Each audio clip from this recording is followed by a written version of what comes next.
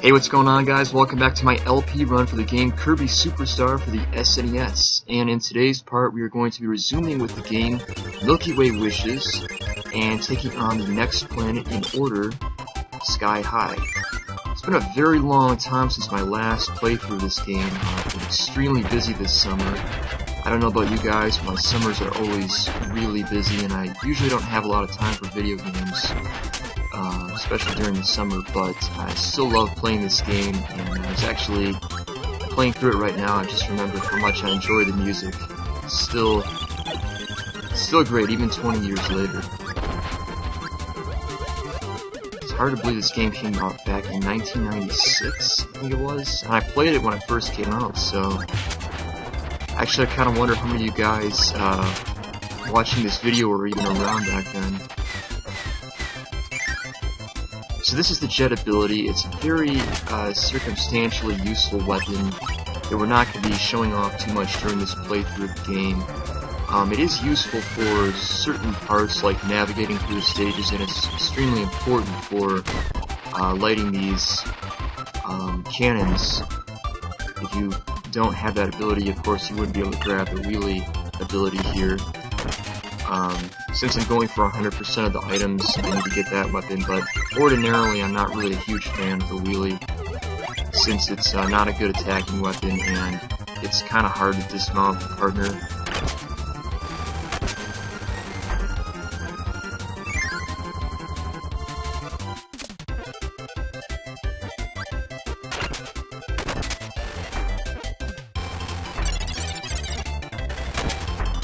So this area is a little bit like a maze, kind of, and there's an ability here called the wing ability, the Birdo ability, which we want to find. I don't remember exactly where it is. And then there's also another path that leads to the boss door, which I also don't remember exactly where that one is, so we'll be checking it out and see if we can find out where the abilities are. I think I will grab that Poppy Brothers Senior Bomb ability, though, before I leave. It's a good one to have.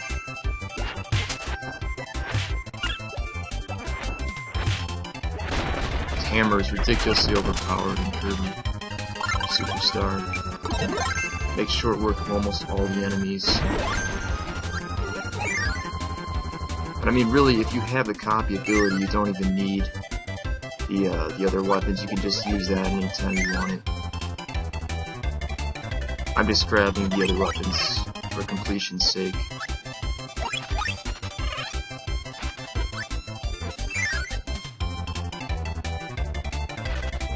So there we go, we just grabbed the Birdo ability, and it's kind of interesting that all the abilities in this particular level are all the best abilities for navigating stages.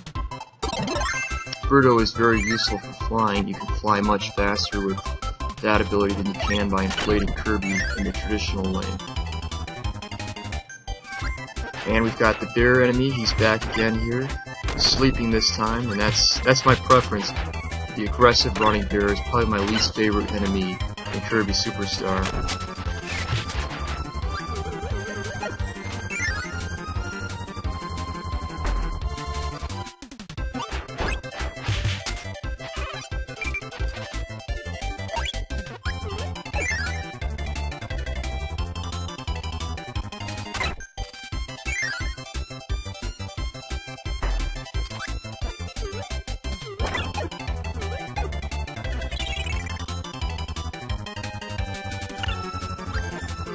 Okay, so grab the invincibility weapon here. Make sure you get it first, otherwise your partner actually can become invincible. Because I grabbed the food item and gave it to the partner, he also took my invincibility as well, so we're both invincible fighting Kracko. Kracko is normally a pretty difficult boss for this game, but because I'm invincible fighting him, this is going to go down very fast. This will be an easy match with him.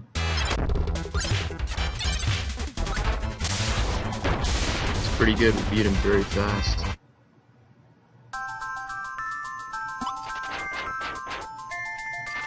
Get rid of the hammer, and we've just completed the stage.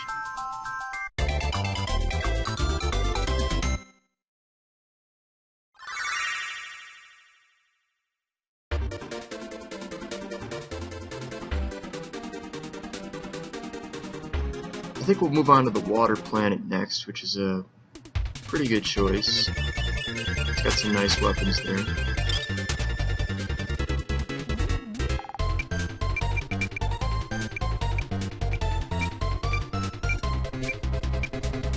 Aqualis, which is the next stage in this game, has some of my favorite music.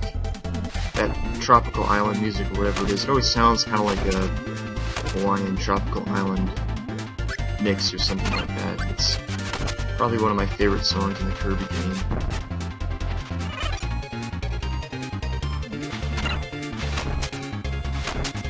You do want to be careful though in this part when you're near the bottom of the screen, because the bottom of the lake that we're in tends to suck you down if you get too close to the bottom, so try to float a little bit further above the screen.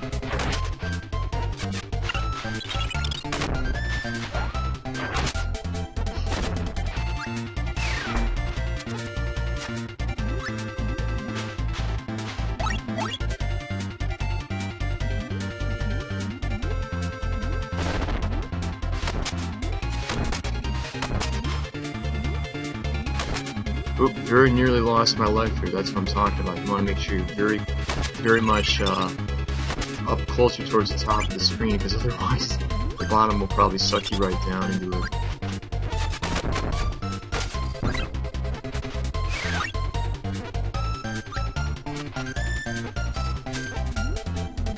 These are also pretty good graphics for the time. I mean, for the Super Nintendo, you know, SNES days, this doesn't look too bad at all.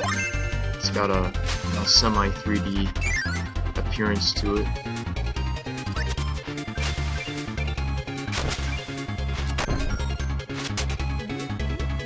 I'd have to say the Super Nintendo is probably my favorite, well, at least one of my favorite gaming consoles.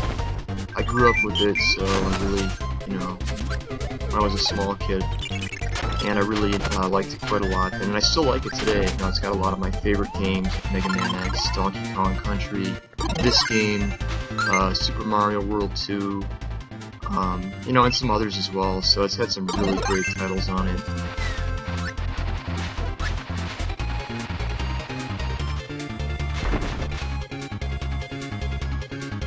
So because we have the jet ability, we can grab the 1-up. That's part of the reason why it's important to do these stages in a particular order, because you need to have the weapon abilities when you get to those stages in order to grab all the items and weapons that you'll need.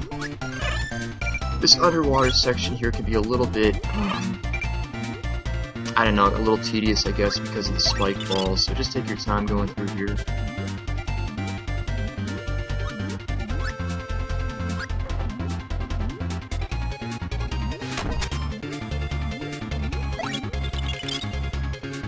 Another thing that's kind of interesting about the space stages that you'll probably notice is that a lot of these enemies are now a new shade of color. Their palette colors are a little bit different, so I'm not exactly sure why that is. Maybe it's because they're in outer space and they look different on different planets or something like that, but like for example the fighters, I think they used to have a red outfit, maybe there's a blue outfit, I'm not sure which one, but they're now green, as you can tell.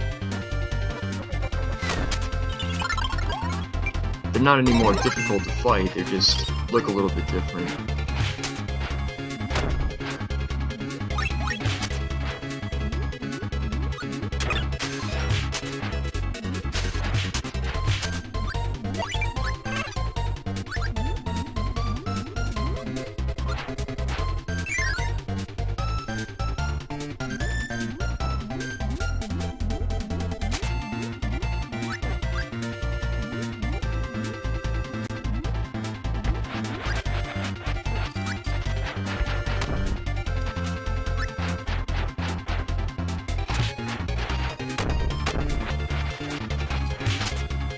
So we want to make sure we go through this store here, because this leads to the sword ability.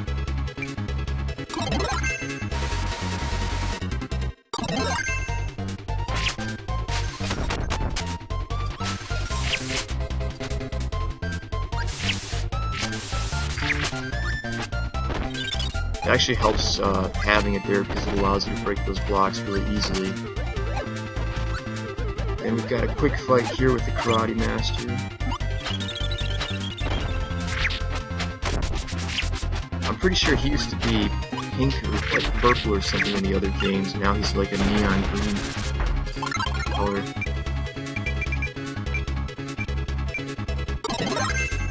I just grabbed his ability and then I realized, you know, I need to grab the sword ability to have it, so that was kind of pointless.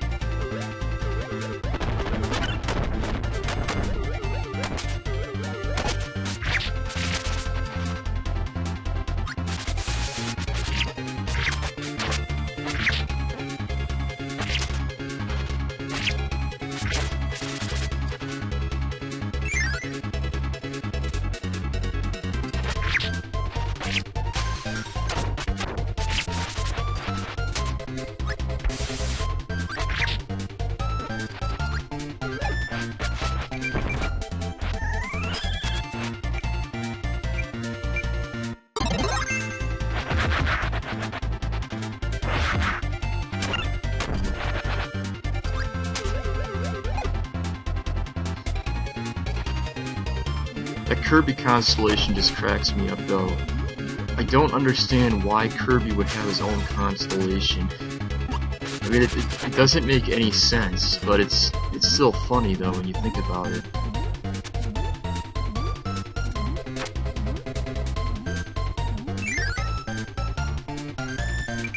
So the Waddle Dee ability is in here somewhere, the beam ability, and I don't remember exactly where it is. I think it's somewhere in the middle.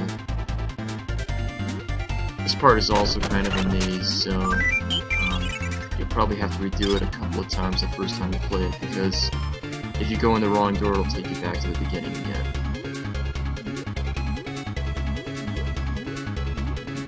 I also think there's more to explore here, because I've seen other doorways, and I think there may be some other items. I can't remember if I've ever seen those when I was a kid, like there's one-ups or something like that around here somewhere, but there it is, there's the beam ability. But I think there are other abilities you can grab. Maybe not like actual item abilities, but you know, like health upgrades or one-ups or stuff like that. I think they may be down in this area somewhere.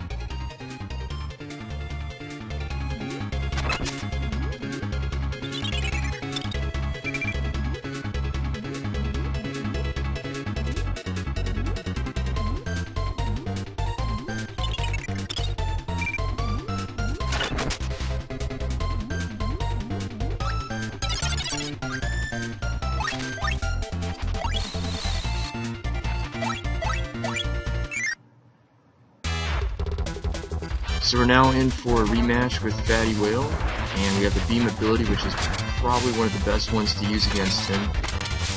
Actually, maybe the stone ability may be a better choice, but that takes a lot longer to kill him right. He should go down a lot more efficiently than the last time.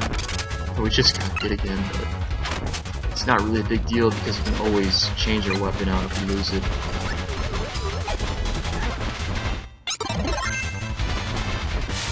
When I was a kid, I used to fight him primarily with the stone ability, but let's see, how do I want to finish this? I think we'll finish him off with the beam. Powered up beam blast.